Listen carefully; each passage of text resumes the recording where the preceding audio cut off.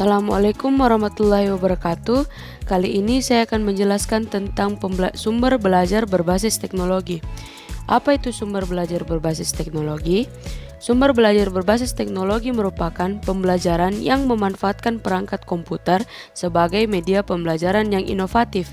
Selain itu, pembelajaran akan tercipta secara lebih efektif. Di dunia pendidikan, termasuk yang paling penting dengan adanya hal tersebut, karena kita secara mandiri mampu melakukan segalanya. Kemudian, ada beberapa media yang dapat digunakan dalam pembelajaran berbasis teknologi. Yang pertama, internet. Internet merupakan jaringan komputer global yang mempermudah, mempercepat akses dan distribusi informasi dan pengetahuan. Yang kedua, mobile phone atau telepon selular. Pembelajaran berbasis teknologi juga dapat dilakukan menggunakan media telepon selular. Seseorang bisa mengakses materi pembelajaran, mengikuti pembelajaran melalui telepon selular. Yang ketiga, CD atau flash disk merupakan wadah atau tempat untuk menyimpan berbagai pembelajaran apabila koneksi jaringan sedang tidak tersedia. Selain itu, pembelajaran berbasis teknologi juga memiliki beberapa hal positif serta hal negatif. Berikut beberapa hal positifnya. Yang pertama, mudah diakses dengan cepat untuk kepentingan pendidikan. Kemudian yang kedua, adanya perpustakaan berbasis online. Dalam hal ini ada beberapa bacaan yang telah berbentuk dalam digital. Yang ketiga, diskusi online, yaitu diskusi yang dapat diakses secara online. Kemudian ada beberapa kekurangan. Yang pertama, mempermudah terjadinya pelanggaran haki atau hak kekayaan intelektual karena semakin mudahnya mengakses data sehingga dapat terjadi plagiarisme. Media pembelajaran merupakan segala sesuatu yang dapat merangsang pikiran dan keterampilan peserta didik dalam proses belajar mengajar sehingga dapat mencapai tujuan pembelajaran. Salah satu media pembelajarannya yaitu lingkungan, karena lingkungan dapat dijadikan media pembelajaran yang optimal untuk mencapai proses dan hasil pembelajaran. Sebab peserta didik dapat mengetahui secara langsung keadaan yang sebenarnya dan pembelajaran dapat menjadi lebih menarik.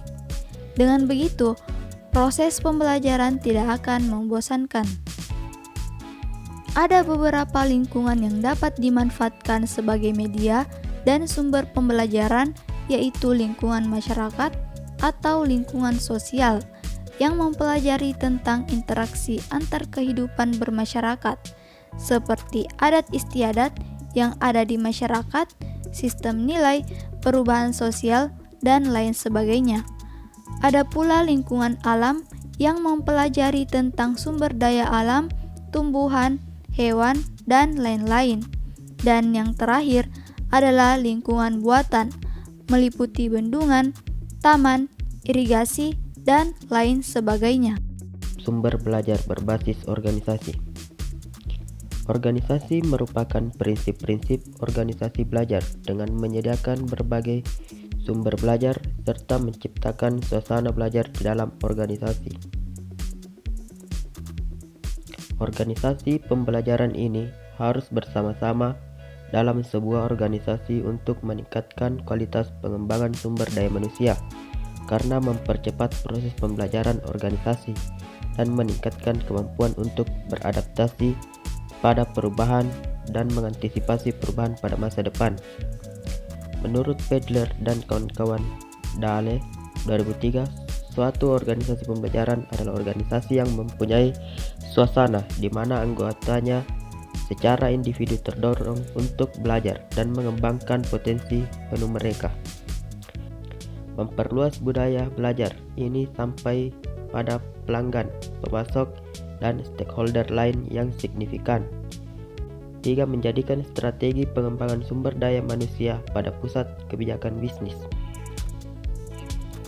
Berada di dalam proses transformasi organisasi secara terus-menerus. Lindbergh Dahl 2003 menyatakan bahwa pembelajaran adalah kegiatan bertujuan yang diarahkan pada pemerolehan dan pengembangan keterampilan dan pengetahuan serta aplikasinya. Menurutnya, pembelajaran organisasi adalah tidaklah semata-mata jumlah pembelajaran masing-masing anggota. Pembelajaran itu membangun pemahaman yang luas terhadap keadaan internal maupun eksternal melalui kegiatan-kegiatan dan sistem-sistem yang tidak tergantung pada anggota tertentu. Pembelajaran tidak hanya tentang penataan kembali atau perancangan kembali unsur-unsur organisasi. Kemudian, secara operasional, organisasi belajar bermanfaat. Yang pertama, meningkatkan kinerja yang lebih unggul dan mampu bersaing. Kedua, organisasi juga belajar dari pelanggan yang memberikan energi kepada organisasi dengan berbagai kontribusi. Ketiga, rasa memiliki dan tanggung jawab dan kepuasan diri anggota secara individu dan kelompok akan semakin besar karena diberikan kebebasan dan kesempatan belajar. Keempat, dengan belajar secara adaptif, organisasi dapat mengatasi masalah-masalah yang muncul di luar dugaan dan dengan belajar secara antisipatif, organisasi dapat mengantisipasi masalah yang mungkin akan dihadapi di masa yang akan datang. Kemudian yang kelima, dengan menggunakan lingkungan sebagai sumber belajar, organisasi akan menyatu dan hidup selaras dan serasi dengan masyarakat tanpa ada konflik yang dapat mengganggu perkembangan organisasi. Manfaat penting membangun organisasi belajar adalah mampu menghadapi tantangan perubahan dalam segala aspek lingkungan kehidupan dan menyesuaikan diri dengan perubahan itu agar tetap bertahan dan berkembang, mencapai kinerja yang tinggi dan memenangkan persaingan dan memperbaiki kualitas dengan memunculkan inovasi. Sekian dari saya. Terima kasih.